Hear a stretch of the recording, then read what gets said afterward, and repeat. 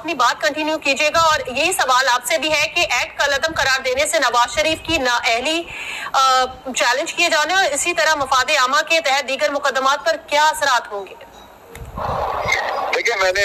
پہلے بھی یہ کیا کہ جس قومی اسمبلی نے یہ بل منظور کیا تھا، یہ قانون منظور کیا تھا، وہ ختم ہو چکی ہے، وہ ڈیزالو ختم ہو چکی ہے، اس کو ڈیزالو کر دیا گیا ہے۔ اور اب اس قانون کے خلاف جو ہے وہ کوئی سیاسی پارٹی جو ہے وہ تو جا سکتی ہے اسمبلی میں، سپریم کورٹ میں جا سکتی ہے، لیکن وہ اسپیکر یا وہ جو جن لوگوں نے اس کو منظور کیا تھا وہ تو نہیں جا سکتے۔ تو اس میں اس وقت بھی یہ بات بہت سے آئینی ماہرین نے کی تھی کہ اس پر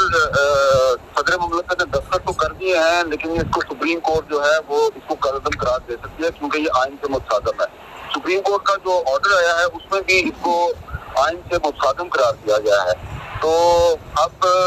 لگتا یہ ہے کہ اگر اس ایک قانون کو سپریم کورٹ آئین سے متصادم قرار دے دیا ہے تو یہ پچھلے 5-6 مہینے میں بہت سے قوانین جو ہیں وہ قومی اسمبلی نے اور سینٹ نے منظور کیے ہیں۔ ایک دن میں 122 123 قانون بھی منظور کیے گئے ہیں، اور یہ سارے قانون جو ہیں یہ سپریم کورٹ میں تو نہیں جائیں گے، لیکن ان میں سے بہت سے قوانین جو ان کو سپریم کورٹ میں چیلنج کیا جا رہا ہے۔ کچھ کی پٹیشن ایڈمٹ ہو چکی ہیں، کچھ کی ایڈمٹ نہیں ہوئی۔ تو یہ میرے خیال ہے شروعات ہے، اور اب موجودہ چیف جسٹس صاحب جو ہیں وہ ستمبر میں ریٹائر ہوں گے، تو ابھی ان کے پاس کچھ دن اور باقی ہیں۔ تو مجھے لگتا یہ ہے کہ کچھ اور فیصلے بھی آ سکتے ہیں، اور جو لیجسلیشن ہوئی ہے اسمبلی میں تو ان فیصلوں کو سپریم کورٹ نے کالعدم قرار دینے کا سلسلہ شروع کر دیا ہے۔ تو اس سے ایک یہ تاثر پیدا ہوگا کہ وہ قومی اسمبلی جس نے کہ یہ قوانین منظور کیے تھے، اور ایسا لگ رہا تھا کہ 3-4 مہینے پہلے ایسا لگ رہا تھا کہ سپریم کورٹ اور پارلیمنٹ کے درمیان کھلم کھلا محاذرہ ہو رہی ہے، اور اس کے بعد پھر اس میں ایک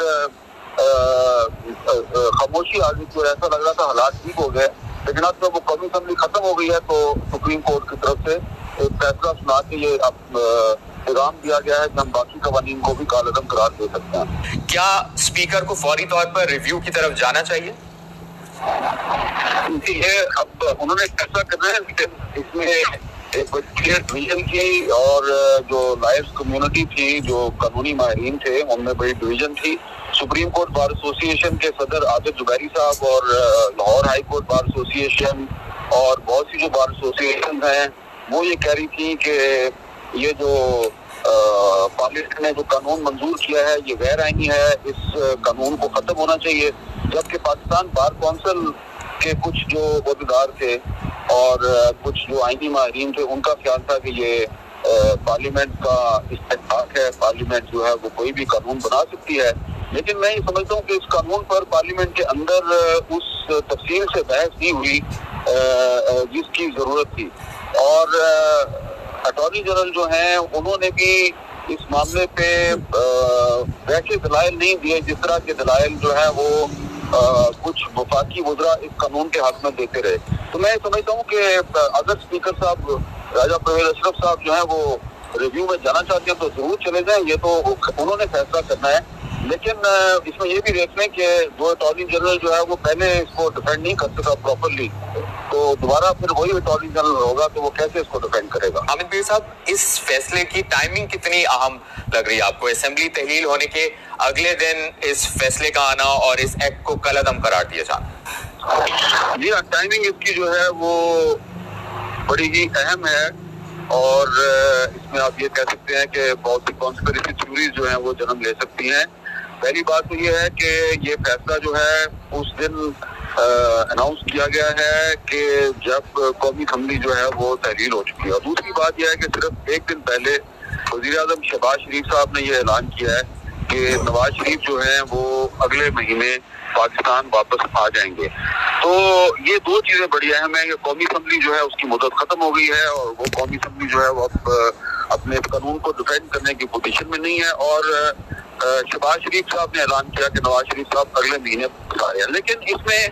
ایک جو تیسرا نقطہ جو ہے وہ بڑا اہم ہے کہ یہ چیف جسٹس صاحب جو ہیں ان کا جو عہدہ ہے اس کی مدت اگلے مہینے ہی ختم ہو جائے گی۔ تو اس کے بعد جو چیف جسٹس صاحب آئیں گے، جسٹس قاضی فائز عیسیٰ، 184(3) کے بارے میں ان کی رائے ذرا مختلف ہے. تو یہ جو ججز جس بینچ نے یہ فیصلہ سنایا ہے، اس بینچ تمام ججز جو ہیں ان کے بارے میں نام لے لے کے جو سابقہ قومی اسمبلی ہے اس کے بہت سے ارکان نے ان پہ تنقید کی، ان پہ یہ الزام لگایا کہ ان کا اس معاملے میں تعصب ہے اور ان کو اس مقدمے کی سماعت نہیں کرنی چاہیے. بلکہ ایک موقع بھی یہ بھی مطالبہ کیا گیا تھا کہ یہ جو بینچ ہے اس میں کچھ اور ججز کو بھی ڈالا جائے. تو دیکھیں یہ اب کوئی سیکرٹ تو نہیں ہے کہ اس وقت جو موجودہ سپریم کورٹ ہے اس کے ججز میں ایک تقسیم ہے، وہ 2 گروپوں میں تقسیم ہے. ایک گروپ کے ججز نے اس فیصلے کو اناؤنس کیا ہے، اور جب اس گروپ سے تعلق رکھنے والے چیف جسٹس صاحب تھوڑے دن میں ریٹائر ہو جائیں گے تو اس کے بعد ایک دوسرے گروپ کے سے تعلق رکھنے والے چیف جسٹس صاحب جو ہیں وہ آ جائیں گے. تو اس کے بعد دیکھتے ہیں کہ پھر وہ جو نئے چیف جسٹس صاحب ہوں گے وہ اس معاملے پہ کیسے آگے بڑھا. اپنی بات دہرانا ضروری سمجھتا ہوں. میری انفارمیشن کے مطابق پچھلے کچھ دنوں میں جو قوانین پارلیمنٹ نے منظور کیے ہیں، کم از کم 3 قوانین جو ہیں ان کے بارے میں ان کو چیلنج کرنے کے لیے پٹیشن تیار کی جا چکی ہیں، اور کچھ وکلا جو یہ پٹیشن فائل کریں گے انہوں نے اس بارے میں بہت سے، جو ظاہری بات ہے وکیل جو ہوتا ہے نا اس کو پٹیشنر بھی تو چاہیے ہوتا ہے نا کہ یہ اس کے بہاف پٹیشن فائل کر رہے ہیں. تو انہوں نے اس کے لیے کچھ لوگوں کو انگیج بھی کر دیا، یعنی کہ ان پٹیشنز کو سپریم کورٹ میں اگر وہ لگ گئی یا ہائی کورٹ میں لگ گئی تو فائل تو وہ وکیل ہی کریں گے، لیکن ظاہری بات ہے مدعی جو ہے وہ کوئی اور ہوگا. تو کچھ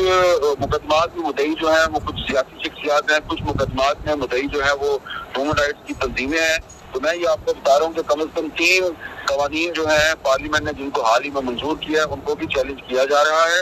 اور اس کے ساتھ ساتھ جو مشترکہ مفادات کونسل نے حال ہی میں ایک فیصلہ کیا ہے مردم شماری کے حوالے سے، اور اس کی وجہ سے الیکشن جو ہے وہ ڈیلے بھی ہو سکتا ہے، اس کو بھی سپریم کورٹ بار ایسوسی ایشن کی طرف سے چیلنج کیا جا رہا ہے. تو میں دوبارہ یہ کہوں گا اصرار کے ساتھ کہ جب تک عمر رضا بندیال صاحب چیف جسٹس ہیں وہ پوری کوشش کریں گے کہ یہ معاملہ جو ہے اس کو ایک ٹرینڈ کی صورت میں برقرار رکھا جائے، اور صرف ایک قانون نہیں وہ کچھ 2-3 اور قوانین کو بھی کالعدم قرار دینے کی کوشش کریں گے.